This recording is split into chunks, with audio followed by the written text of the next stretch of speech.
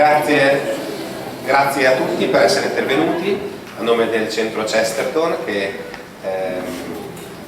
ringrazia voi, ringrazia tutti gli amici che hanno consentito questo incontro, questa serata. Ringraziamo soprattutto la nostra relatrice, l'onorevole Cising.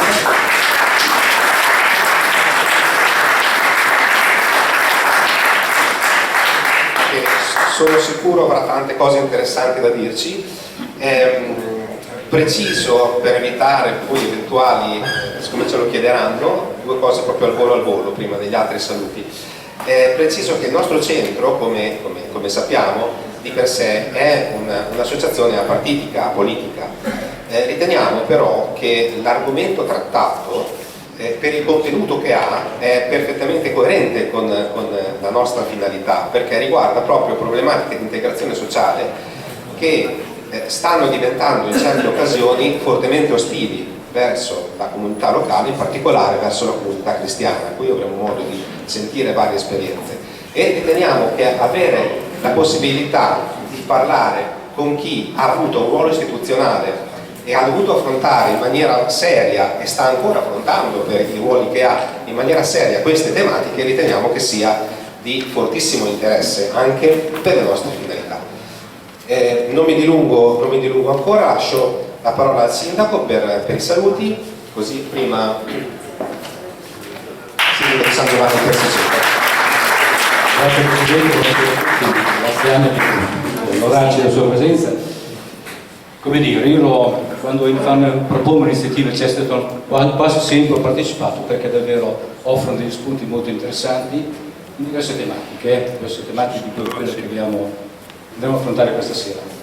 Però volevo così rappresentare anche una nostra posizione come comune. Ho visto che Monfalcone bene o male ha 30.000 abitanti, no? 33.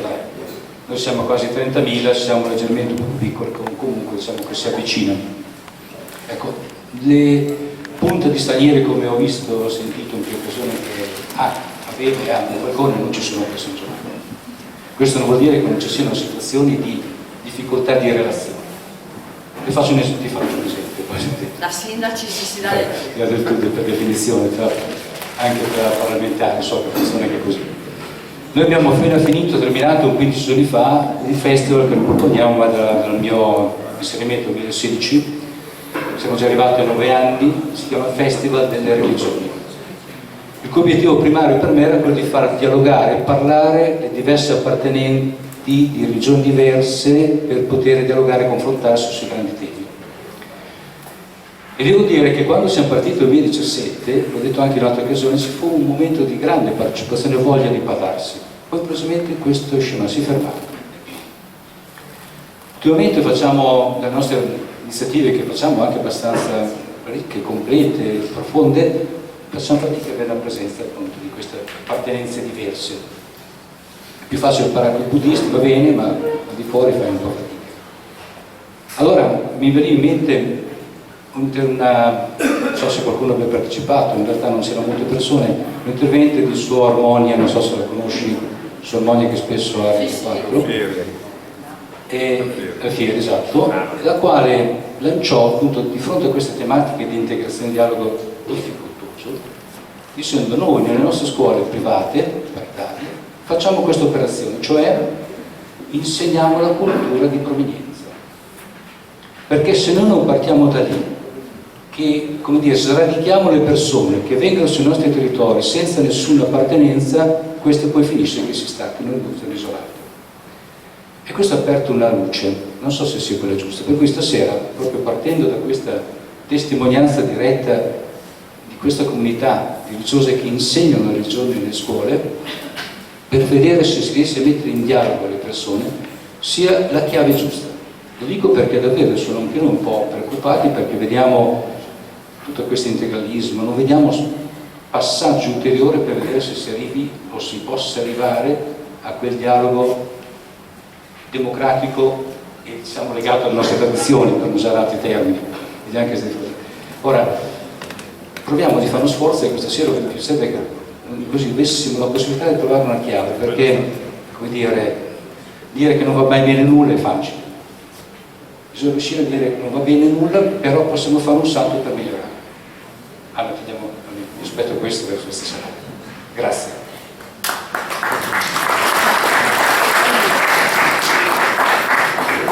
Rubo ancora qualche minuto. Noi in Chesterton abbiamo lungamente meditato, no, questa iniziativa e abbiamo pensato che Chesterton debba essere un foro, un luogo in cui questi temi si possano affrontare diciamo così, con serenità, con razionalità, e che debba essere un po' eliminato il tabù per cui di questi argomenti non si può parlare, perché subito c'è qualche buonista che ti toglie la parola o che dice che questo problema non c'è, che è una carenza di chi lo pone, eccetera, eccetera. È già stato detto che la parlamentare europea in casa sua, nel suo paese, deve viaggiare con la scorta, e già questo ci deve far riflettere sul fatto che questo è un tema importante, un tema che va affrontato, e la specificità della parlamentare europea è anche quella di essere stata sindaco di Monfalcone, dove noi abbiamo registrato un'esperienza pilota, cioè noi abbiamo visto su una scala relativamente piccola quello che sarà la società italiana tra 5, 10, 15, 20 anni, ma noi lo verifichiamo anche giorno per giorno, basta uscire da una scuola e vediamo che la presenza di famiglie di religione islamica è ormai un dato massiccio, cioè soprattutto negli istituti tecnici, nelle scuole elementari, nelle scuole medie, quindi si è innescata una progressione geometrica per cui i numeri saranno numeri imponenti negli anni che verranno, no? Quindi tutto il nostro approccio verso queste tematiche deve essere rivisto alla luce di questi numeri, no? E alla luce del fatto che si stanno creando delle comunità parallele, no? Perché queste comunità faticano a integrarsi, no? E creano dei mondi paralleli che nel tempo, a mio avviso, giocheranno la carta, no? La carta della conquista di spazi politici, territoriali, culturali, no? Perché i numeri saranno dalla loro parte e quindi noi non avremo argomenti contro, faranno leva anche sulla nostra Costituzione, diranno voi avete dei principi di libertà religiosa, di libertà associativa, eccetera, eccetera, che siete tenuti a rispettare anche nei nostri confronti, quando loro nei loro stati di origine non li applicano, perché il principio della reciprocità non viene applicato. Ecco, quindi questa esperienza è preziosissima e speriamo che dall'incontro di stasera escano delle idee positive per affrontare il futuro, che dovrà essere un futuro di difesa delle nostre realtà, perché io ritengo da giurista che ci sia un diritto di difendere la propria tradizione, la propria cultura, la propria storia, la propria gioia. Un diritto soggettivo quasi, no? E dall'altro anche il dialogo, perché non potremo mai rinunciare al dialogo. Quindi dovremo far combaciare due elementi che apparentemente sono inconciliabili, ma dovremo trovare il modo di conciliarli. A lei, onorevole. Grazie. Grazie avvocato. Allora, intanto sono io che vi ringrazio di questa bella opportunità, grazie per l'invito e grazie per anche la presenza in questa sala. Non è scontato, devo dire, trovarsi di sera, dopo cena, e trovarsi anche così in tanti, per cui vi ringrazio, è stata una giornata preziosa, molto intensa. Io vengo spesso in questa regione, una regione molto complessa, devo dire, di cui magari poi faremo anche qualche accenno. Però ecco, prima di partire ricordarlo a chi è in piedi che se volete ci sono anche delle sedie libere sia qui che qui. Io credo, Sindaco, che forse non andrai via tanto soddisfatto, perché ti racconterò e vi racconterò dei fatti, partendo però da ciò che io ho tentato prima di arrivare a delle conclusioni. Permettetemi però con Gabriele prima di così lanciare un brevissimo video, perché noi quando ragioniamo di Islam ragioniamo in maniera approfondita di situazioni e di fatti che accadono e di cui parleremo fra un attimo. Questo è un imam, e uno è stato espulso perché è pericoloso per la nostra società, il ministro Piantedosi ha fatto il decreto di espulsione, si chiama Khan. Un altro che troverete lì è l'imam di Bologna, l'imam che attualmente predica e vive e predica all'interno della moschea irregolare peraltro di Bologna, e lui è uno di quelli che quando abbiamo colto, diciamo, alcune frasi molto pericolose che sono state dette nelle sue predicazioni sui social, dopo ha dovuto, l'abbiamo denunciato perché noi seriamente certe cose le prendiamo in maniera molto attenta, e poi lui ha tolto i suoi video dai social, ma nel frattempo aveva detto delle cose molto gravi, che accadono quindi anche all'interno delle moschee dove predica. Ma ne parliamo dopo. Ecco, intanto 1 minuto e mezzo mi pare di un piccolo video. E lui, quello di Bologna. Dove raggiunge il giorno e la notte, dove raggiunge il mattino e la sera, che l'Islam raggiunge in tutti i posti del mondo, dove arriva la luce, dove arriva il buio, e l'Islam arriverà lì. Non lascerà niente finché finché Allah subhanahu wa ta'ala mette la sua religione dentro queste case. Sono andati i predicatori musulmani, hanno fatto accettare l'Islam. Adora il tuo Signore finché ti arriva la certezza, la morte. Noi dobbiamo farle ricordare queste persone che arriverà la morte. No, non mi devi toccare. No, non ti tocchi il resto, non prendono qualcuno di esce, lo credi, guarda, adesso che sei adesso te ne esci fuori! È stato arrestato per terrorismo Fratarku, un 27enne di origini turche che insieme ad altre 4 persone aveva costituito una cellula terroristica in Italia. Come si legge negli atti dell'inchiesta, l'organizzazione di matrice islamista aveva il proposito di compiere atti di violenza con finalità di terrorismo. I 5 reclutavano sui social persone da convertire alla guerra santa. Chiedete ad Allah di annientare i miscredenti, chiedete ad Allah di permetterci di espandere la corretta dottrina nella terra di Roma che un giorno sarà governata dalla Sharia. Le bambine cominciano a essere quasi tutte velate dalla terza elementare. Si è saputo di casi di ragazze che intorno ai 15 anni, 16, sono state portate al loro paese per essere date in sposa a qualcuno che non conoscevano probabilmente.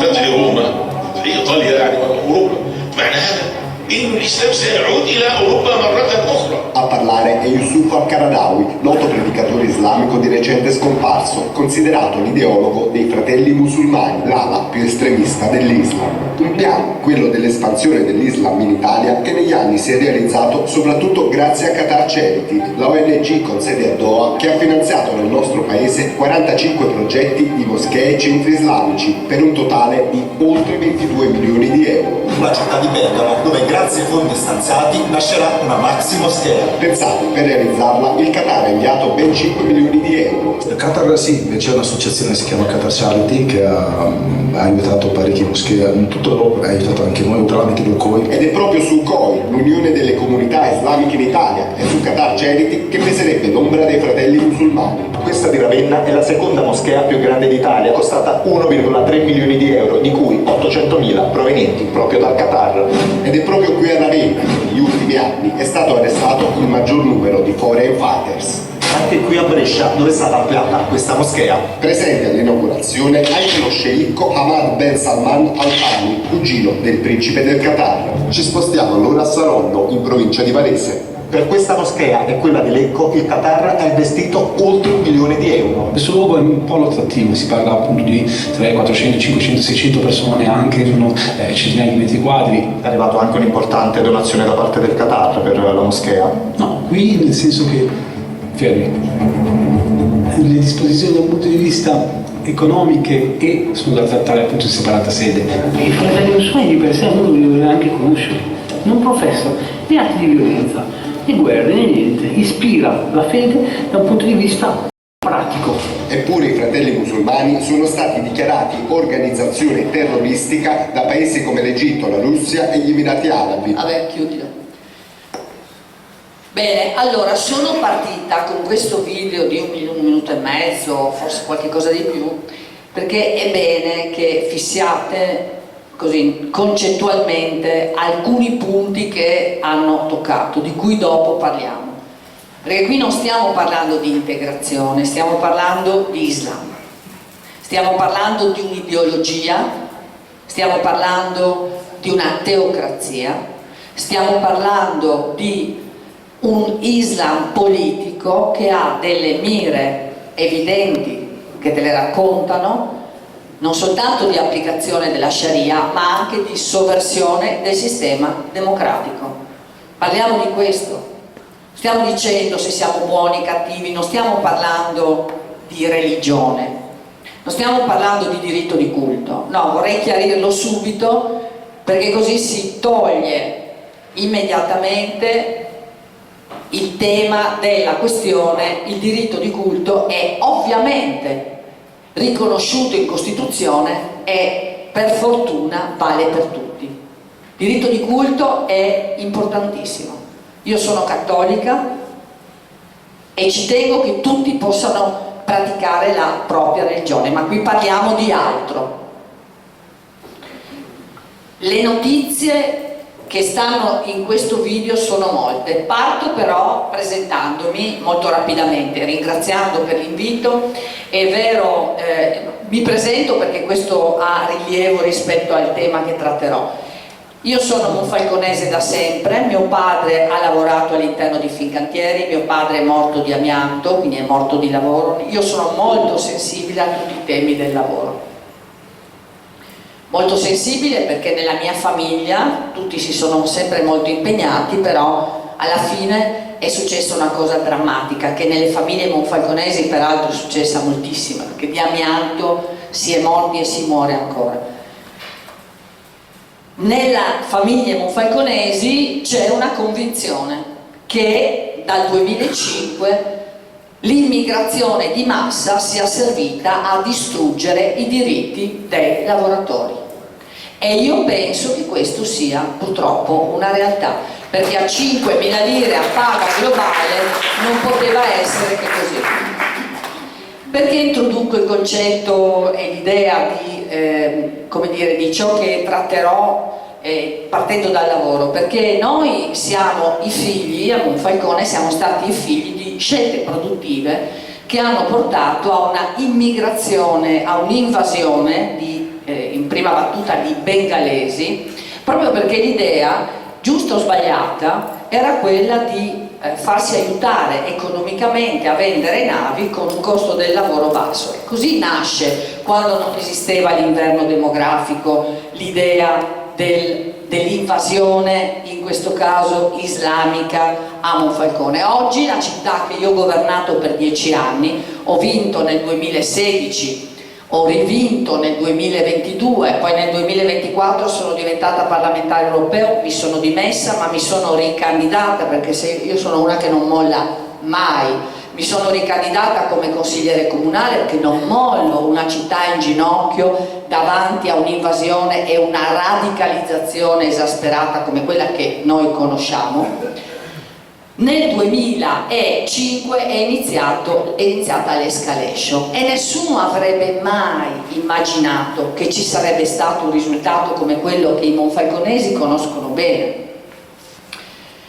Perché poi la questione della radicalizzazione ovviamente dipende molto dai numeri, e quando la presenza, diceva il sindaco, noi non siamo a questi livelli, Monfalcone ha il 31% di presenze straniere, extracomunitarie, di cui il 29% è islamico proveniente prevalentemente dal Bangladesh, in seconda battuta dal Pakistan, prevalentemente dal Bangladesh. La seconda provenienza, per dire che siamo lontani da immaginare problematiche riferite agli stranieri, la seconda provenienza è quella rumena, e devo dire a Monfalcone non ha mai creato alcun problema. I rumeni si sono integrati, hanno fatto le loro famiglie, le ragazze e i ragazzi sono andati a scuola, si sono sposati, si sono laureati, lavorano. Il problema è un altro, il problema è proprio quello dell'Islam, perché quando vi racconteranno, e se ve l'hanno già raccontato, che esiste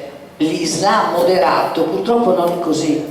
Esistono le persone moderate, esistono le persone che si comportano in maniera moderata, ma l'Islam non è moderato, perché l'Islam è sottomissione. Mi dispiace di dare questa franca notizia. L'Islam è sottomissione. I versetti del Corano, che io conosco, lo dicono. La donna è come un campo agricolo da sfruttare. L'uomo picchia la moglie, la bambina è di proprietà del padre finché non arriva il marito a cui è venduta.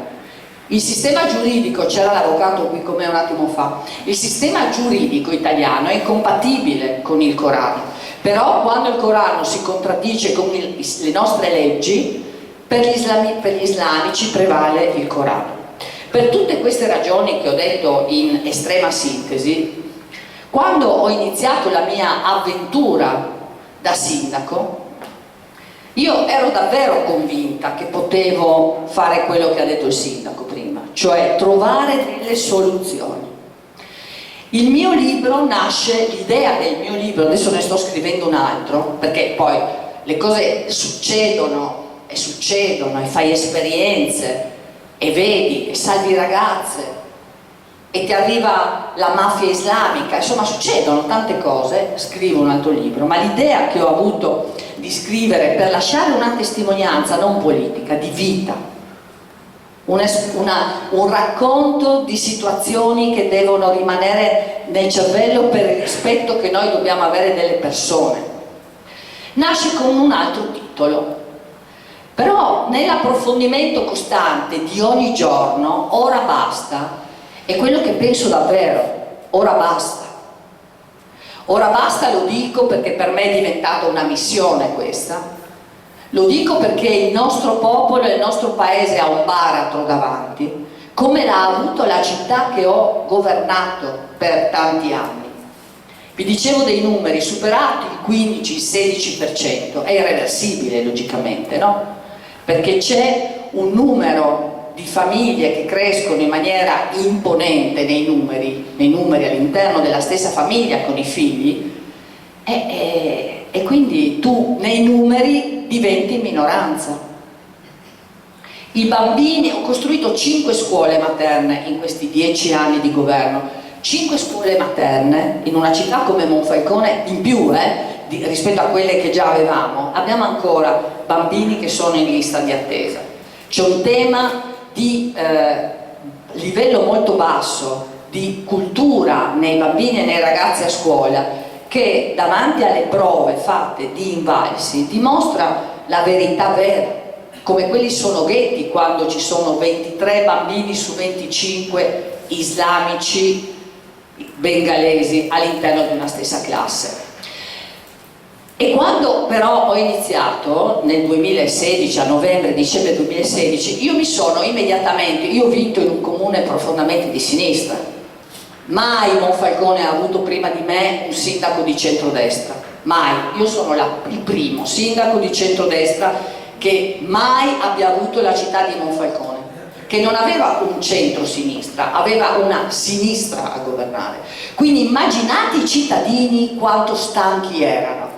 Perché in democrazia si va a votare e si dice adesso basta. Immaginate quanto in ginocchio si sono sentiti, immaginate quanto violentati nei valori, nei sentimenti, nell'idea di passato, di tradizione, di radici. Immaginate quello che queste persone, come i miei genitori, come noi, abbiamo vissuto, nel veder vanificare anni di sacrifici, di valori in cui crediamo, di scelte per il futuro di una città, di un popolo, per votare una donna che appartiene a uno schieramento sempre chiara e franca come io sono, senza infingimenti che non fanno parte del mio modo di essere. Pensate a come quella città, andata al voto, ha deciso di cambiare registro. Cosa significa mortificare l'animo umano e non dare prospettive?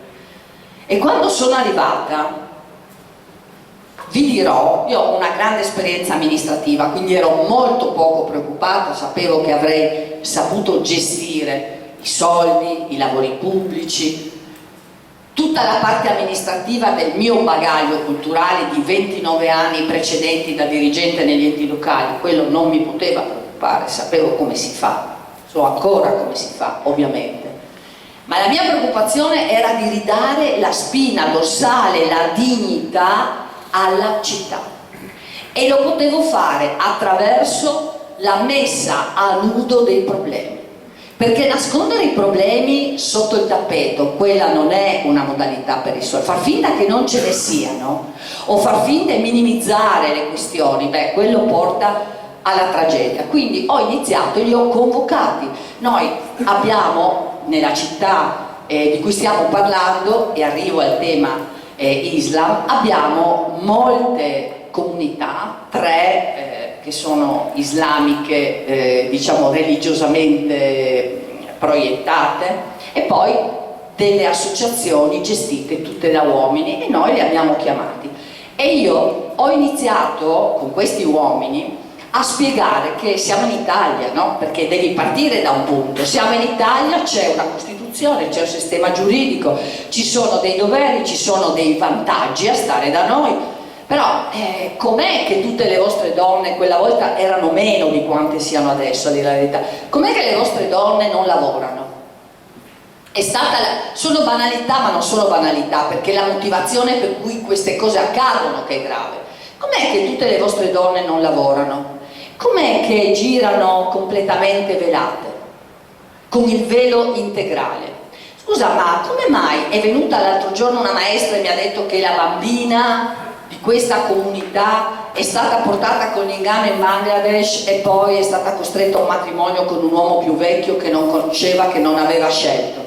Com'è che abbiamo i contratti di matrimonio dove è prevista la poligamia? Io li ho nel mio cellulare. Allora, capite che davanti a tutte queste domande la risposta è stata del capo imam: il sindaco ha ragione. Mi hanno detto il sindaco ha ragione. Sono uscita da quella riunione molto contenta. Ho detto, para lì. E ci ho riprovato. Dovevamo chiudere con delle convenzioni, degli accordi. Era la tacchia. È chiaro? La tacchia, che vuol dire l'imbroglio, perché siamo infedeli. Me l'hanno pure detto, perché poi, siccome io sono come mi vedete, non è che ho paura o faccio passi indietro o non ti dico quello che penso. Me l'hanno pure detto, poi, con il dito alzato: vi sostituiremo e vi abbiamo presi in giro. Questa era la tacchia, cioè è quella modalità prevista all'interno del Corano per la quale tu, siccome sei un infedele, ti meriti la bugia pur di arrivare all'obiettivo finale. Quindi il sindaco aveva ragione sui temi importanti di cui stavo ragionando con loro. Era semplicemente: ti dico di sì, stai zitta, magari ci dai una mano, fai quello che vogliamo noi, e così è finita. E allora diciamo che ho iniziato a lavorare diversamente, perché nessuno ha mai precluso ad altri, a nessuno, una vita sociale. La scuola è fondamentale dal mio punto di vista. La possibilità per le donne di imparare l'italiano, la possibilità per le donne di imparare a lavorare. Ma l'uomo islamico non permette alla moglie di lavorare, la donna sta a casa ed è la schiava della famiglia, anche la schiava del figlio maschio. Questo è. E quindi, approfondendo ogni giorno ciò che vedevo, ascoltando, verificando, salvando ragazze, vi faccio degli esempi, perché è molto facile dare giudizi senza conoscere bene che cosa accade. Dopo parliamo del report francese dell'intelligence, che non è un partito politico, sono i tecnici. Alle ragazze che spesso sono venute da me ho chiesto spessissimo che cosa accade, ma la generalità delle ragazze di 12-13 anni, non appena hanno avuto l'età fertile, è stata la stessa. Con l'inganno siamo state portate in Bangladesh, con l'inganno in Pakistan, che sono ancora più cattivi tra l'altro, con l'inganno siamo andate al ristorante, Una ragazza mi ha detto, una bellissima ragazza di 14 anni, mi ha detto: guarda, eravamo sedute nel luogo dove lei è protetta, mi ha detto: io ero felice perché ho fatto questo viaggio, sono arrivata lì e mi hanno dato un bel vestito, sono andata in un ristorante bellissimo e lì è arrivato un uomo che mi ha messo un anello, ma è durato un attimo, e io, mi ha detto, in quel momento non avevo ancora capito cosa stesse succedendo, me l'ha detto guardandomi negli occhi. E i miei genitori, con mio fratello poi, ci hanno portato a casa di questo, dove mi hanno lasciato 15 giorni, e io tentavo di tenerlo lontano, ma non ci sono riuscita. Capite? Questa è la storia media. Poi siamo tornati e non volevo più né rispondere ai messaggi né rispondere al telefono, e i miei genitori, allora una sera ho sentito, ed è stata la sua grande fortuna nella drammaticità dell'essere violentata a 14 anni, come è successo a molte altre, ho sentito che avevano deciso che io sarei dovuta tornare in Bangladesh perché non avevo più rapporti con quest'uomo che loro ormai avevano deciso che doveva essere mio marito. Sono andata a scuola, l'ho detto alla mia professoressa. La professoressa ha chiamato i servizi sociali, l'abbiamo portata in un luogo protetto a Udine, dove io sono andata a trovarla come molte altre, dove ha studiato, dove si è diplomata, dove ha fatto la vita libera. E lei mi ha detto: pensa, quello che mi ha colpito è che mio padre è scappato, ma non è scappato per la tristezza che io sono andata via da casa, è scappato perché davanti alla comunità ha fatto una figura terribile. Questo è uno dei punti essenziali che dobbiamo conoscere, cioè prevale la comunità sull'individuo per l'Islam. L'individuo, anche se tua figlia, conta meno della comunità. Non più tardi di 10 giorni fa, una ragazza di 23 anni, maggiorenne, mi ha raccontato un'altra, ma queste due ve le voglio dire perché questa di 23 me la sarei portata a casa pensando a quello che ha vissuto. Mi ha raccontato che lei si è innamorata di un ragazzo non islamico.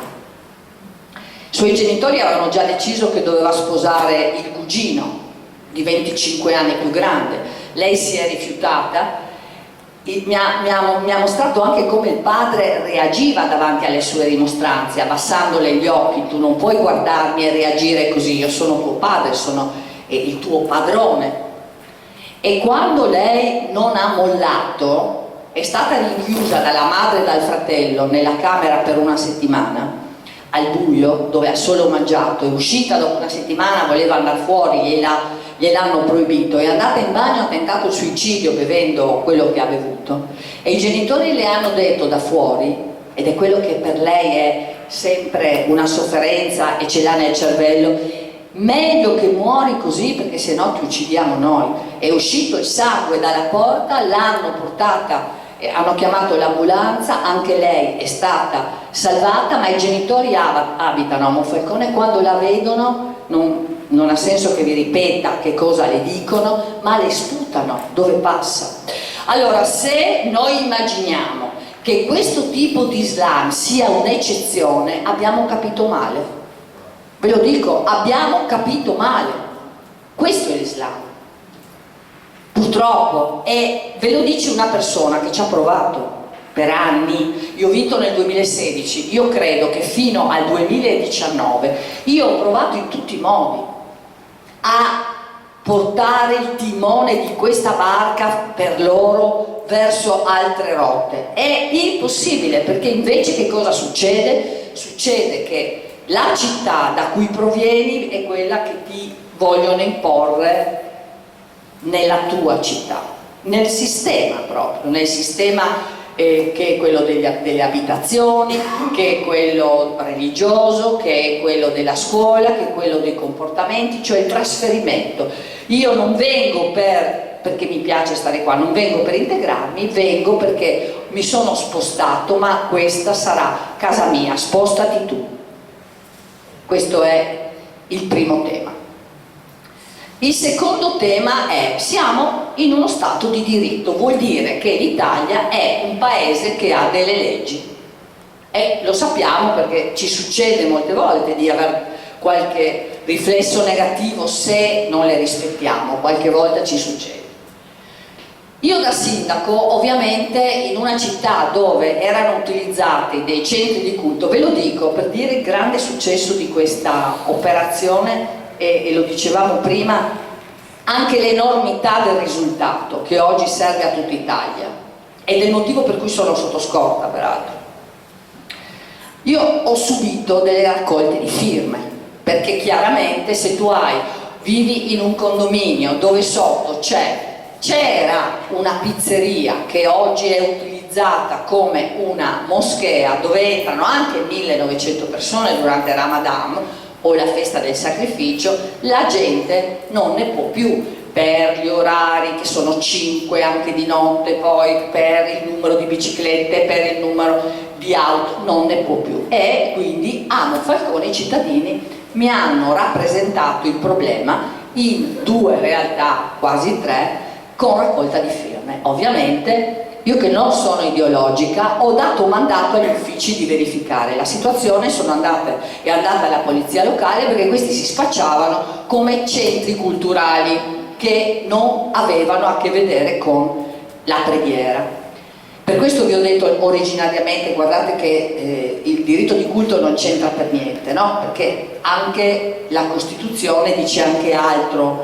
Poi, dopo aver fatto tutte le verifiche possibili e immaginabili sul web, orari di preghiera, verbali della polizia locale, il dirigente dell'urbanistica ha emesso un'ordinanza e ha detto: guardate che in queste 2, in una avevamo già chiuso la vicenda in una moschea perché avevamo già vinto per altre ragioni e lì non potevano andare a pregare. Nelle altre 2 situazioni viene emessa a novembre 2023 l'ordinanza, ripristina lo stato d'uso, vuol dire se prima era una pizzeria ed era una pescheria, tu là non ci puoi più fare il culto perché il piano regolatore dice che lì puoi fare solamente commerciale. A fronte di questa ordinanza, io ho subito il subibile. Il subibile come aggressioni verbali, e ho spiegato da subito, guardate che si tratta del rispetto della legge, perché se la nonna ha una tettoia, per la stessa legge tu gliela fai smantellare, è la stessa norma che dice che quello lì è un abuso, quindi non è un qualche cosa che ha a che vedere con un'aggressione di altro tipo, è il rispetto della legge, perché ogni volta mi dite siamo in Italia, siamo italiani, vogliamo rispettare la legge, dimostramelo con i fatti che vuoi rispettare la legge. Il 23 dicembre, quindi dopo un mese e mezzo, 8.000 islamici hanno marciato contro di me a Monfalcone. 8.000 islamici, era un sabato mattina, esattamente nelle giornate precedenti il Natale, noi eravamo in piazza con i presepi, 8.000 islamici guidati da quello che poi sarà il candidato sindaco della lista islamica del 2024, dal Veneto, comunque dalle zone, oltre che dal Friuli Venezia Giulia, anche dalle regioni vicine, 8.000 hanno marciato in centro città contro di me, contro il sindaco che impediva di pregare. E la pubblicità enorme, negativa, drammaticamente pesante che hanno fatto ai media inglesi in particolare, perché uno dei punti di origine anche del denaro, bisogna sempre pensare da dove arrivano i soldi, è l'Inghilterra, che è un punto fondante anche delle attività di quella Charity Foundation di cui parlavano. Beh, 8.000 hanno marciato con i media e i giornali che mi hanno veramente, come dire, massacrata, dipinta come non sono. Certo, io ho le idee molto chiare, però sono una persona assolutamente non ideologica, però quando credo che una cosa sia giusta la porto fino in fondo, ma per la tutela di tutti i nostri cittadini, prima di Monfalcone, e oggi vi dirò che tutta questa operazione la faccio per il nostro popolo italiano, perché la questione è simile ovunque, arriva magari fra 2 anni, 5 anni, 8 anni, purtroppo arriva e dopo lo diciamo. Quindi 8.000 il 23 dicembre è significato andare su determinate testate, e da lì io poi ho ricevuto delle pesantissime minacce di morte, in particolare dall'Egitto. Devo dire minacce di morte molto pesanti, che sono state, ad esempio, dei video che mi spiegavano come dovevo morire prima di diventare islamica, cioè non morirai con la testa in giù, no, cioè ti mando il video in cui tu sei lì e ti mostro come morirai, ok? Prima di morire ti mostro anche che sofferenze proverai diventando islamica. Quindi in tutto questo io ho accresciuto una competenza, una conoscenza, e sono arrivata a verificare molte delle situazioni che ognuno di noi poi oggi vede sotto casa. Prima di tutto che è vero che l'obiettivo è quello dell'applicazione della Sharia. Non esiste alternativa per l'Islam alla Sharia. Cos'è la Sharia? La Sharia è la sottomissione. Prima qualcuno parlava di dialogo interreligioso, e ben venga. Però prima di parlare di dialogo, firma per favore l'intesa prevista dalla Costituzione, che non hai voluto firmare. Quando mi parli di diritto di culto, io ci sto, anzi sono molto d'accordo, ma non dimenticarti che la Costituzione va letta tutta e che all'interno della Costituzione c'è scritto a chiare lettere che tra lo Stato e ogni religione ci deve essere l'intesa. Cos'è l'intesa? Un accordo dove ci si mette allineati sui doveri e sui piaceri, tra virgolette, ma anche sulle regole. Quali regole? Che cosa predichi dentro quella moschea? Predichi ciò che abbiamo sentito? Dici che arriverà la morte in ogni casa? Predichi questo? Ai ragazzi dici forse che domani loro, che sono tutti maschi, dovranno portare avanti questa pazzesca idea di sovversione del sistema democratico che oggi è già in atto in Europa, finanziato spesso dal bilancio dell'Unione Europea? È questo? Oggi in questo momento non c'è l'intesa, non è firmata, non è possibile neanche conoscerla, perché per firmare un'intesa ci vuole una controparte. La controparte islamica non c'è, perché tra sciiti e sunniti ci sono dei problemi giganteschi, non andranno mai d'accordo. Perché io l'ho proposto, adesso sono nel gruppo nazionale, stiamo creando un pacchetto per creare le condizioni affinché tutti possano allinearsi sul concetto di come bisogna affrontare la questione islamica.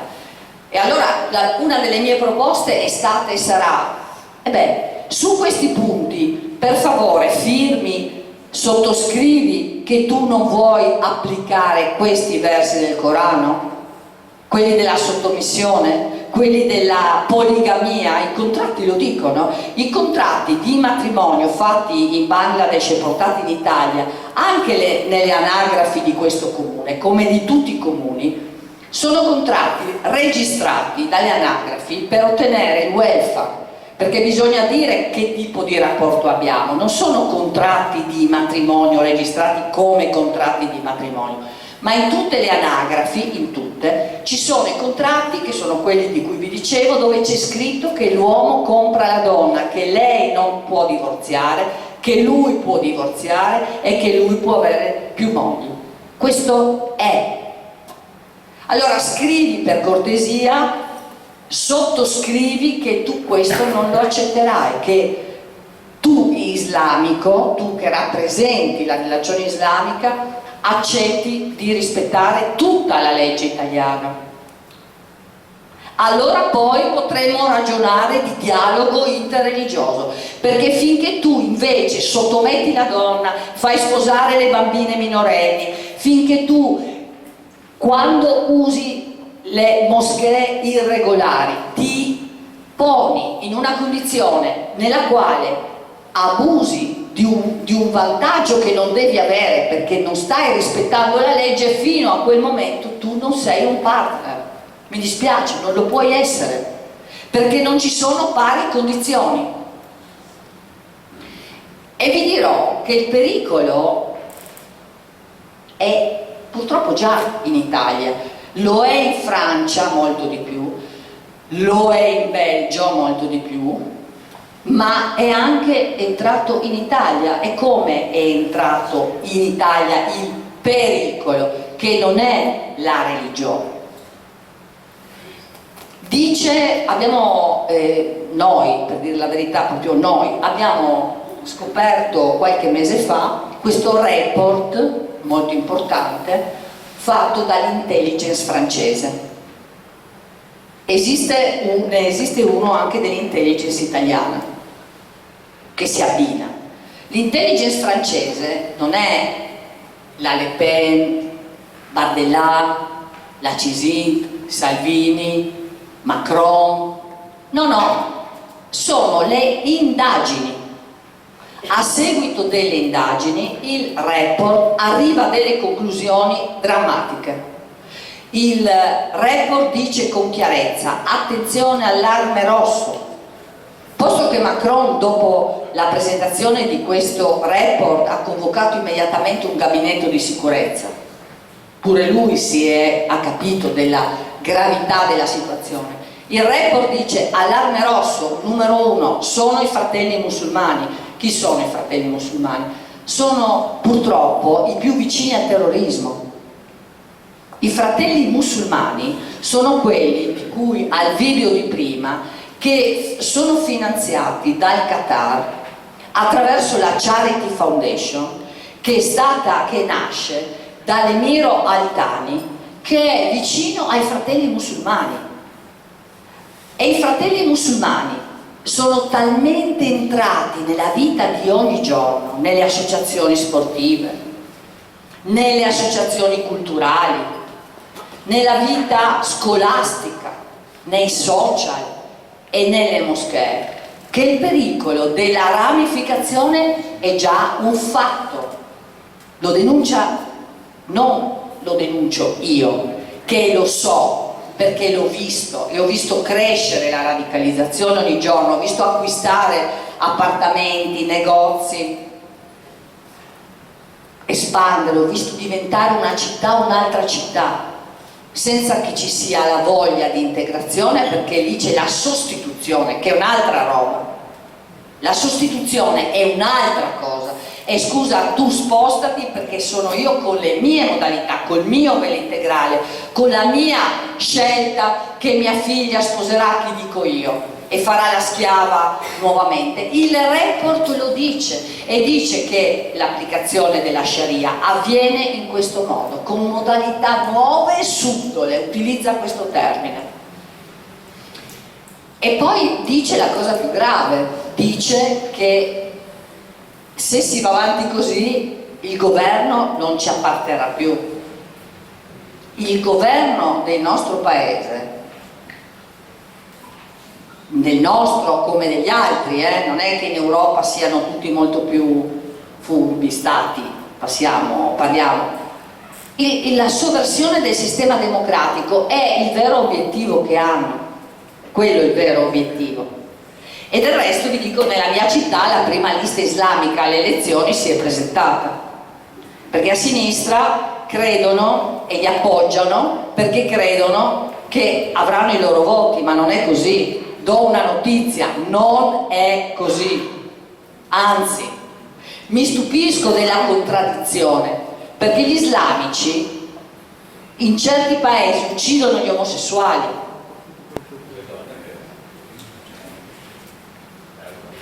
Cioè le femministe, che non so dove siano scomparse, non le trovo più, però in questo caso sono quelle che, insomma, davanti a una realtà come quella proposta dall'Islam, nei libri, nel Corano e nei comportamenti, è incongruente perlomeno. E questo report lo dice con chiarezza.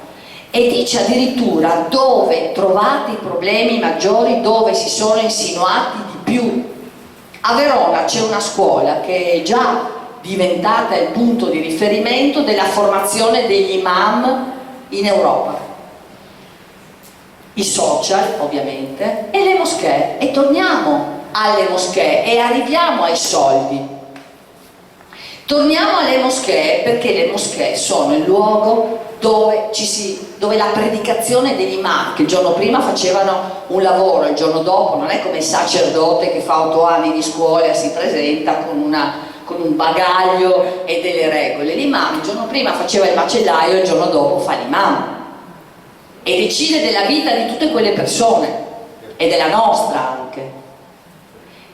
All'interno delle moschee avviene la predicazione contro l'Occidente e ce lo raccontano anche i ragazzi, ce lo raccontano le sorelle dei fratelli che le trattano come la maggior preoccupazione che hanno quando scappano è di non trovare per strada il fratello, perché altrimenti sono menate.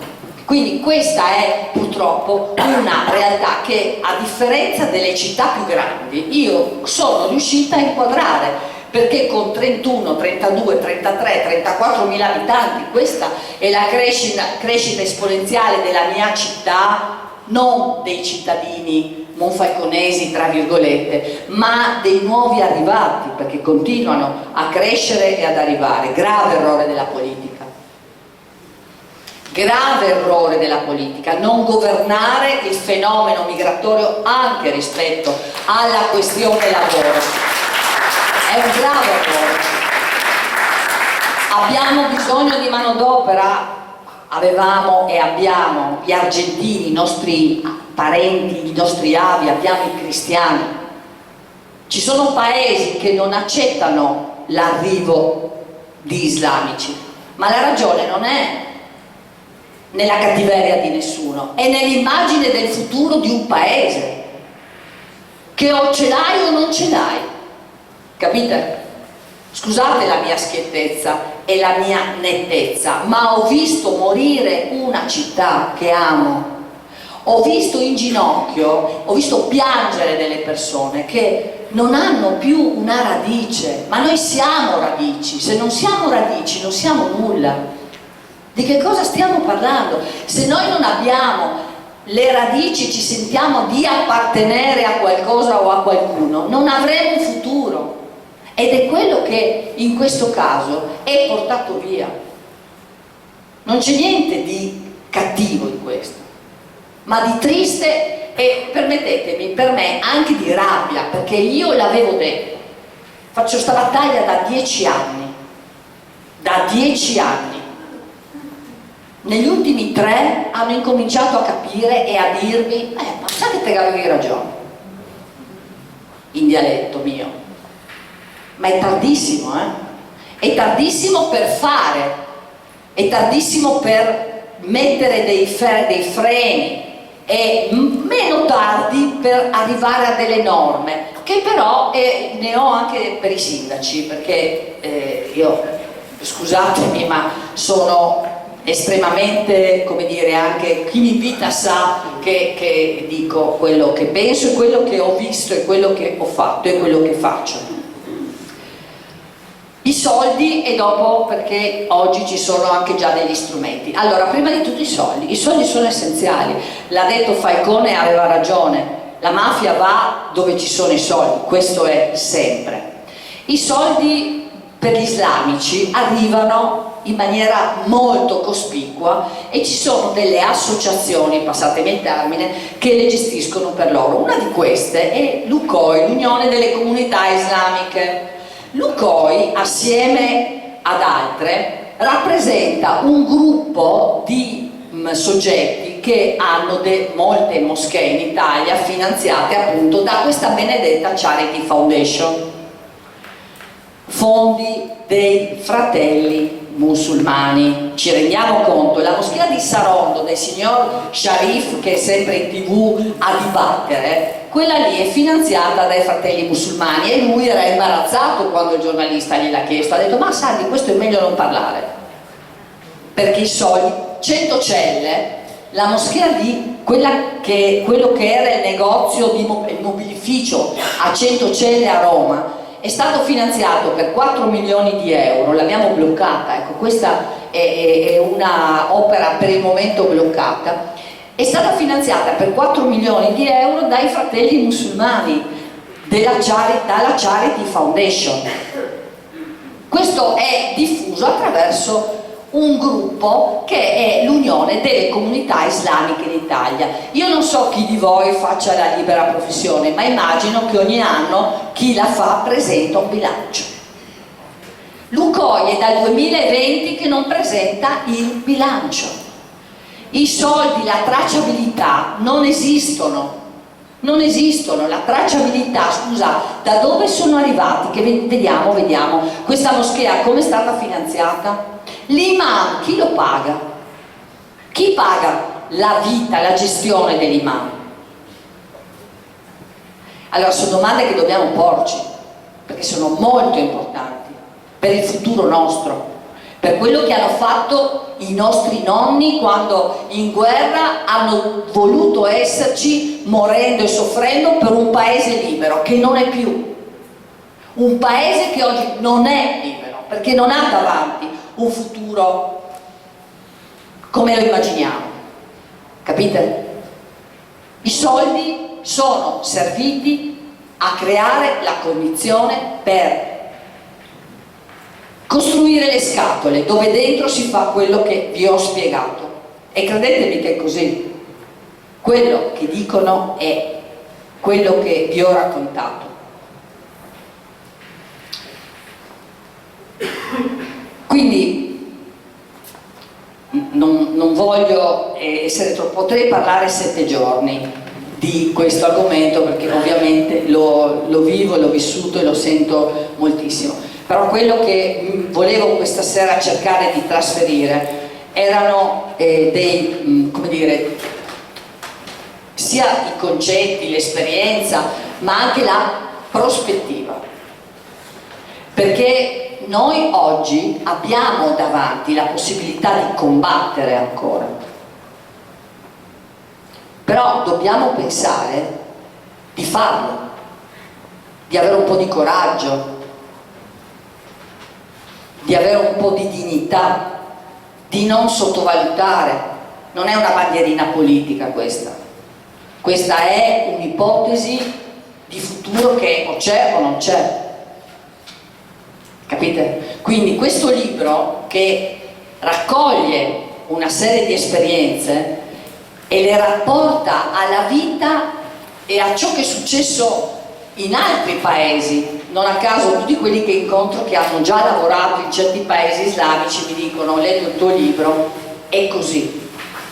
È come speravo che non fosse quando ho iniziato a fare il sindaco, ovviamente, però invece è così. Allora noi è giusto che immaginiamo di andare d'accordo con tutti, no? Perché è una cosa che vorremmo, è stancante, le battaglie sono difficili, però credetemi che oggi invece c'è bisogno di un po' di coraggio, bisogna capire quali sono forse le cose importanti, cosa vogliamo dal futuro, se il futuro è domani o se il futuro è fra 50 anni, perché qui parliamo anche di periodi brevi. Noi in 8 anni abbiamo perso l'esistenza, 8 anni, 5 figli, 4 figli, fate presto il calcolo, le cittadinanze crescono, è questione solamente di poco tempo. Ecco, allora abbiamo ancora la possibilità. Noi in tanti ci stiamo lavorando. Riusciremo? Non riusciremo? Io vi dico che chi non combatte ha già perso. Se perderemo dopo aver combattuto, almeno dirò: io ho combattuto, e guarderò con gli occhi negli occhi e avrò la dignità di dire: io ci sono stata e ho fatto il possibile. Perché oggi questo è. E poi ci vuole anche la consapevolezza di ciò che siamo, dei valori che noi dobbiamo portare avanti, che abbiamo perso, la non capacità che ognuno di noi purtroppo non ha di dire: beh, io sono orgoglioso di quello che sono. Io lo dico, io sono cattolica, sono felice di essere italiana e io sono orgogliosa del mio paese. e lo dico in Europa, e penso che non ci sia niente di male. Io sono orgogliosa e se tu vieni in Italia ti do un suggerimento: se non ti piace, per me te ne puoi anche andare, perché non ti ho nemmeno chiamato, capisci? E ti pago pure, perché non è vero che noi siamo quelli che ricevono i contributi da chi lavora. Io che ho fatto bilanci per 30 anni prima di fare il sindaco, vi dico che è il contrario. Il bilancio del comune di Monfalcone, se vogliamo metterci i numeri, il 95% della parte welfare, circa 25 milioni di euro, è destinato agli extracomunitari, e i bonus bebè al 99% sono per gli extracomunitari. Con i bonus non andremo da nessuna parte, perché se vogliamo fare delle politiche serie per i nostri asili nido e tutt'altro che serve. I bonus e le carrozzelle servono delle nostre tasse e paghiamo noi le carrozzelle. Non c'è oggi la possibilità di condividere per i sindaci l'uso del patrimonio comunale.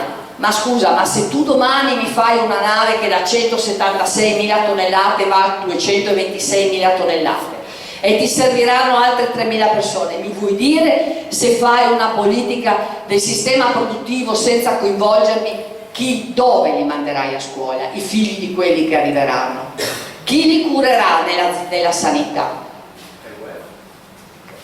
Quindi ci sono tanti temi. Il primo però è: vogliamo esserci, e vogliamo noi esserci decidendo del nostro futuro. E allora per questo abbiamo un compito importante, che è quello di essere anche un po', di avere un po' di cazzimma, un po' di energia, un po' di voglia di dire, di portare avanti i nostri valori. Ecco, scusatemi la schiettezza, rimango a disposizione se ci sono domande.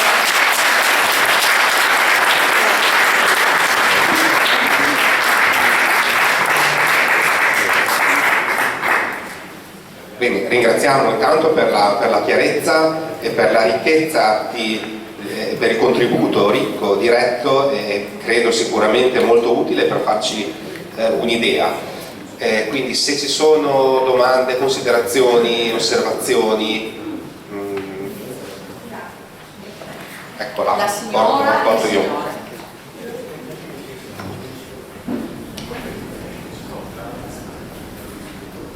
Buonasera, Caterina Paolo di Bologna. Buonasera. Ciao Matteo. Dicevo questo: come possiamo noi andare avanti quando vediamo che un senegalese che ha accoltellato per 41 volte è sempre stato rilasciato? Chi sono questi magistrati che lasciano andare? Perché se saremo sempre così non riusciremo mai a combatterli.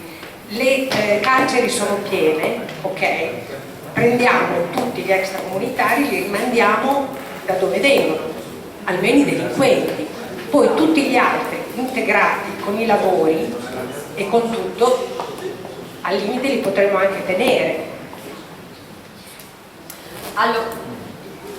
Allora il tema, Caterina, vero?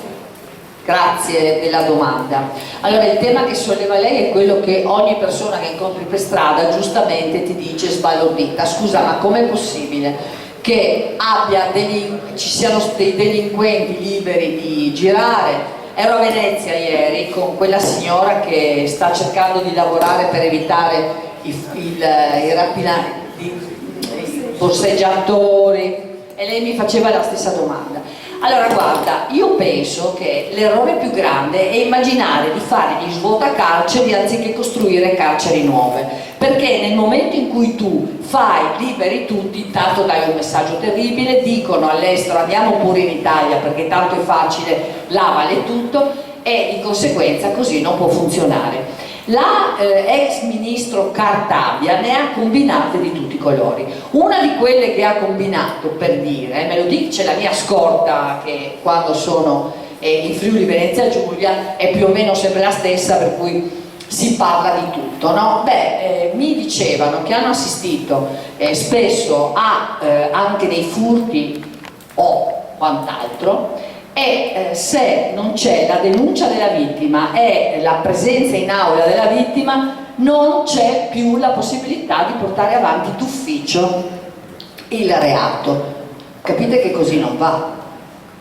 Ieri e 3 giorni fa nella mia città di sera, non era mai successo ancora, io sono andata a fare un giro proprio perché immaginavo, mi erano arrivati a dire la verità le fotografie dai cittadini e c'erano i clandestini, perché chi non ha i documenti si chiama così, possiamo anche immaginarci 1000 nomi, ma se tu arrivi qua e non hai i documenti sei un clandestino. Erano sdraiati, facevano i loro bisogni davanti al commissariato in pieno centro, davanti a un condominio dove abitano ragazze, ragazzi che tornavano a casa, famiglie distesi, circa una 50 davanti a un negozio. Allora io ho chiamato il comandante della polizia locale e gli ho detto: Rudy, guarda, manda una pattuglia. Ecco, loro sono arrivati e assieme a me sono arrivati i carabinieri e gli hanno detto di andare. Io oggi sono finita in un frullatore mediatico perché ho detto a questi di andarsene, perché stavano distesi oppure facevano i loro bisogni in centro da clandestini, e la vittima, cioè la cattiva oggi sono diventata io. Ho capito che non può funzionare, capisci che non può funzionare. Nel dettaglio però stiamo facendo delle cose, perché il decreto sicurezza che ha avuto il ministro Salvini va in quella direzione. Ha risolto tutto? No, però c'è da domandarsi anche perché. E sempre con la mia schiettezza, a volte con gli alleati, un po' mi dà fastidio sta cosa, capito? Perché se quando sei lì e governi non riporti la barra del timone dove hai detto che l'avresti riportata e l'hai detto in campagna elettorale e le persone ti credono, allora non funziona.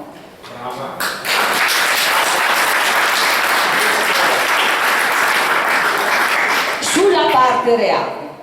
Dopodiché ci sono tanti problemi da risolvere, altro che. Io sono stata, vi racconto questa piccola esperienza, sono stata con il mio amico Fausto Biloslavo, che è un giornalista che voi sicuramente conoscerete, che tra l'altro è venuto anche qui, penso, a presentare il libro di qualche amico.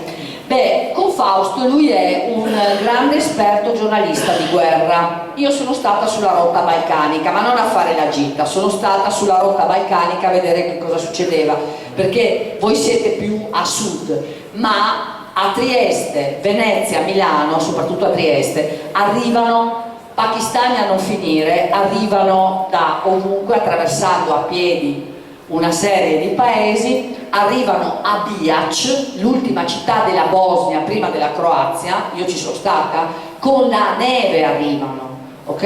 E ho fatto un pezzo di rotta balcanica con gli scarponcini, ho visto come reagisce la polizia croata, che ha più poteri della nostra polizia, perché la nostra polizia basta che faccia così, va su tutti i giornali e viene accusata di cose incredibili. Lì la polizia croata l'ho vista spaccare i cellulari, lanciare le scarpe nel fiume.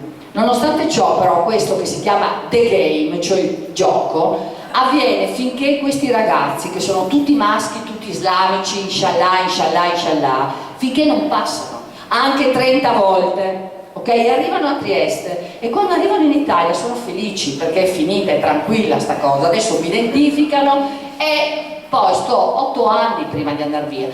Meno male che ci sono i CPR, ve lo devo dire, perché almeno quelli che delinquono là dentro ci proteggono da questi che delinquono, altrimenti saremo, qui non ce l'avete peraltro, ci saremo in una situazione ancora peggiore. Però vanno fermati gli arrivi, purtroppo, se no non la finiremo mai. Allora è vero che ad esempio sulla rotta balcanica, che per noi incide di più addirittura rispetto al mare, questo governo ha fatto moltissimo, e l'altro giorno parlavo col ministro Piantedosi di questo, ha dimezzato gli arrivi, però ancora mezzi sono troppi per me, che me li trovo sotto casa e che non sai chi è, non sai se è un terrorista, non sai, e comunque è un irregolare clandestino. Ecco, quindi ci sono delle questioni che io davvero mi auguro che, come anche questa della radicalizzazione, con delle norme chiare. Pensate che per il velo integrale noi abbiamo depositato una proposta di legge che vieta l'utilizzo del velo integrale molto tempo fa, e non è stata ancora incardinata. Cioè, è possibile? In tutti i paesi non serve essere di centrodestra. La Svizzera dal 1° gennaio tu non puoi girare con il velo integrale, ma neanche nei paesi di centrosinistra in Europa lo puoi fare, perché è sottomissione. La donna velata completamente è un oggetto sessuale, per quello che la vogliono velata, capite? E in più c'è una bella dose di insicurezza, quindi dobbiamo darci una mossa. Speriamo che anche gli alleati lo capiscano, perché altrimenti passano i tempi e io penso che sarebbe davvero un'occasione persa.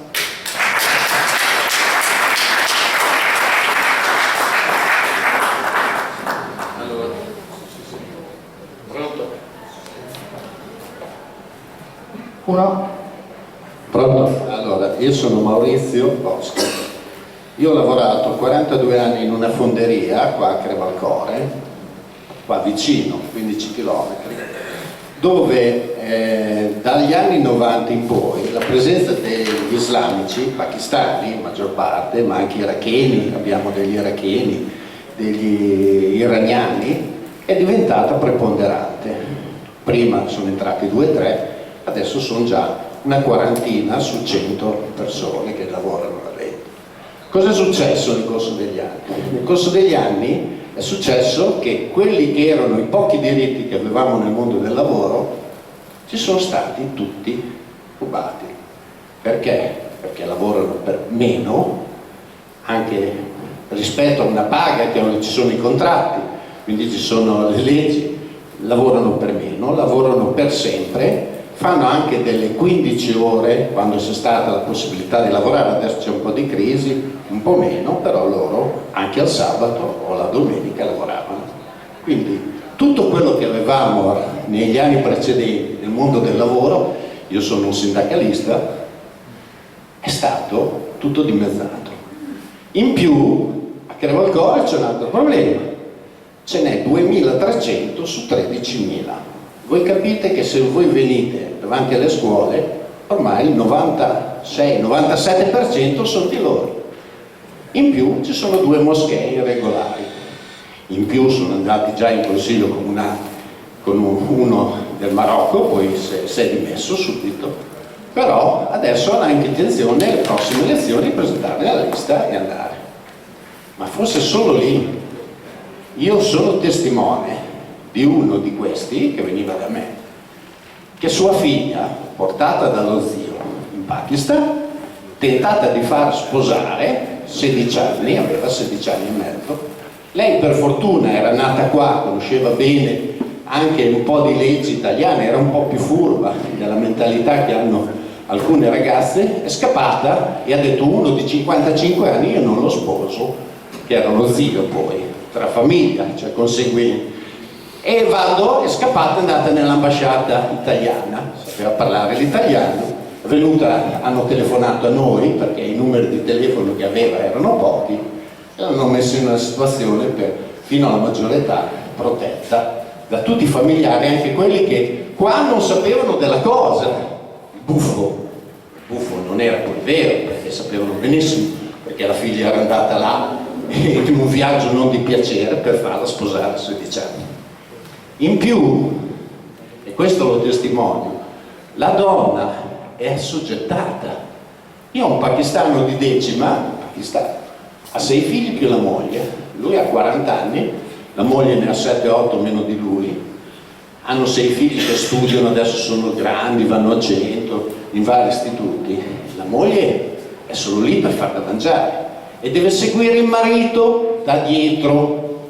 Non può stare davanti al marito quando va per strada. Sì, questa è un'altra caratteristica, camminare dietro che sei inferiore. Sei inferiore. E non vai in bicicletta. Alcune di queste mogli venivano da me e dicevano: ma mi devi mettere protezione perché mio marito mi vuole picchiare, mi vuole. Ragazze anche giovani venivano nel mio ufficio e mi dicevano: insomma, lei condivide. Condivido, purtroppo la realtà è, per dire, è qua vicino, non è che è lontano da noi, è casa nostra, è dentro le nostre case e purtroppo se non ci stiamo attenti ci ruberanno tutto quello che sono i nostri valori. Allora voglio dire una cosa, perché io vengo I miei parenti sono seppelliti là a Casalecchio perché hanno combattuto come partigiani per difendere questo paese e farlo nascere. Io quando ho visto che qualcuno mangiava i tortellini non islamici o propagandava altre cose che non appartengono alla nostra cultura, e questo nel fare buonismo, a me dà fastidio, perché la nostra cultura è quello che ha permesso a queste genti di venire qua, e di lavorare. Bravo. Avete ancora 4 minuti, vi dico ancora 2 cose, so che è tardi, però mi ha dato un po' il là su 2 temi. Il primo, i sindaci. Prima non vi ho detto, l'ho accennato. Guardate, oggi ci sono gli strumenti, almeno per farci rispettare. Ci sono gli strumenti almeno per dire, beh, tu lì quella moschea irregolare la chiudi. Io ne ho chiuse 3, ma non perché sono cattiva, perché sono contrarie alla legge italiana.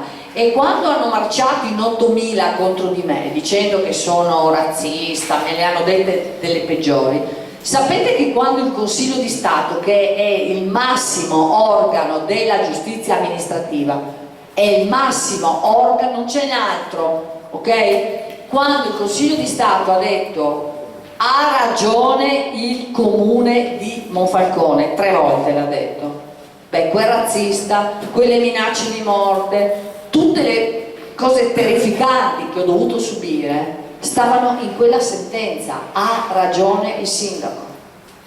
Quindi oggi i sindaci, per far rispettare la legge, e vuol dire far rispettare i loro cittadini, hanno gli strumenti che sono le mie sentenze positive del Consiglio di Stato. Ove sono irregolari vanno chiuse. Quindi quando i sindaci faranno ciò che devono, allora meriteranno più rispetto, perché è troppo facile fare il marciapiede. Ho fatto 115 milioni di marciapiedi, è molto più difficile tenere il punto quando stai perdendo casa tua, è molto più difficile.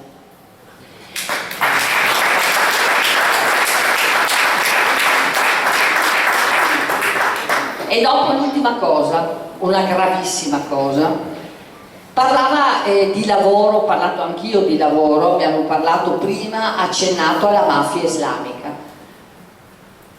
Purtroppo una realtà, la mafia islamica oggi è una realtà, e la mafia islamica è, che cos'è?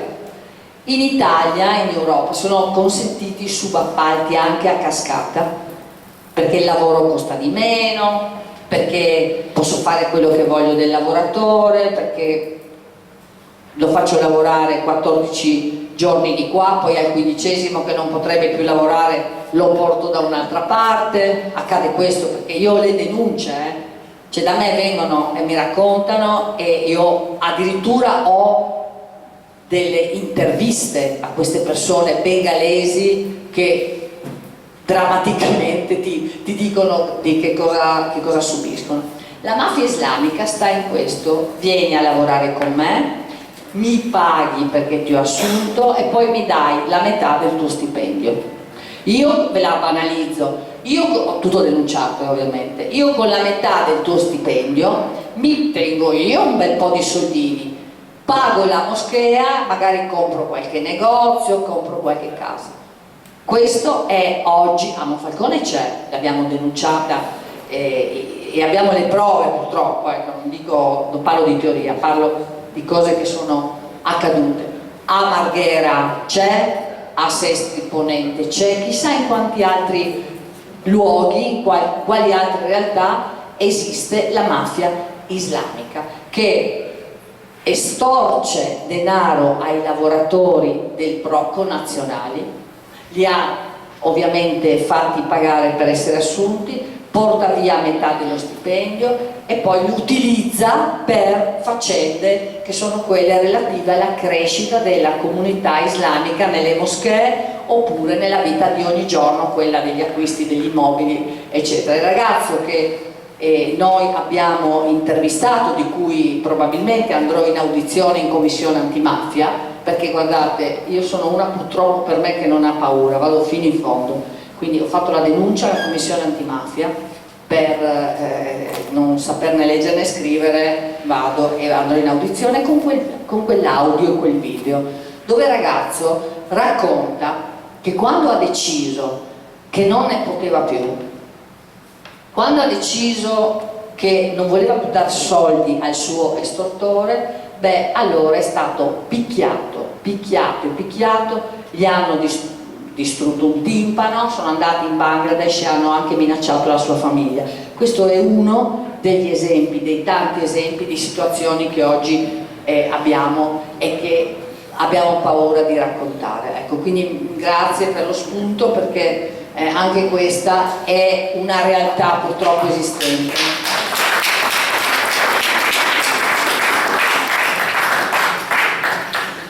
Bene, ci sono altri contributi, altre domande? Posso sapere una cosa? Come ti rapporti con la regione cristiana? Sindaco? Sì, il problema è che stiamo vivendo chiaramente tutti i giorni. Io concordo, cose che hai anche detto, però noi ci troviamo in situazioni in cui ci spingono il nostro mondo cattolico. Io mi sento orgoglioso di essere cattolico, lo dico sempre, con ironici, però abbiamo un problema, mi sono anche per questo, cioè il mondo cattolico spinge molto fortemente verso il dialogo. Non faccio nomi, io non faccio credere. Ora, evidentemente bisogna che ci chiariamo su questo significato, perché sennò facciamo un po' di confusione. No, allora il sindaco dice il mondo cattolico ci spinge verso il dialogo. Vi racconto questa, ha ragione, e vi racconto questa esperienza. Ovviamente è arrivato il momento. So che siete tutti stanchi, anch'io, sono da stamattina alle 7, però è un'occasione importante per dire le cose. Durante il Ramadan e durante la festa del sacrificio il numero degli islamici presenti è enorme, pregano solo gli uomini fuori a Monfalcone, vanno dal parroco e il parroco gli cede l'area vicino alla chiesa, vicino a casa mia. Non vi dico le fotografie che mi sono arrivate, le fotografie di tutti gli uomini maschi rivolti verso la Mecca, dove fino a qualche anno fa c'erano tanti cattolici che lasciavano, che vivevano, che insomma giocavano con i ragazzi, gli scout, no? Ecco, impressionante. Vedere questa massa fissa di islamici maschi inginocchiati verso la Mecca con quella musica, io soffro, mi dispiace, io soffro, ma ho ricevuto le fotografie e sono andata a vedere. Quello che ho visto mi è stato molto utile, ho scritto al Papa, perché quello che ho visto è stato aver incappucciato la statua di Gesù e tu non lo puoi fare. Allora dobbiamo chiarirci su che cosa vogliamo. Ho scritto al Papa in maniera molto educata, molto soft, però gli ho detto dello smarrimento della nostra comunità. Gli ho spiegato che cosa vuol dire smarrimento di una comunità cattolica, cristiana, di una città inginocchiata, e che per me il dialogo è un'altra cosa. Il dialogo per me è rispetto, e Gesù incappucciato non è rispetto. E quindi il Papa, questo nuovo, questo Papa qui, ha chiamato il vescovo e gli ha detto no, non gli date più gli spazi agli islamici. Forse è cambiato il vento,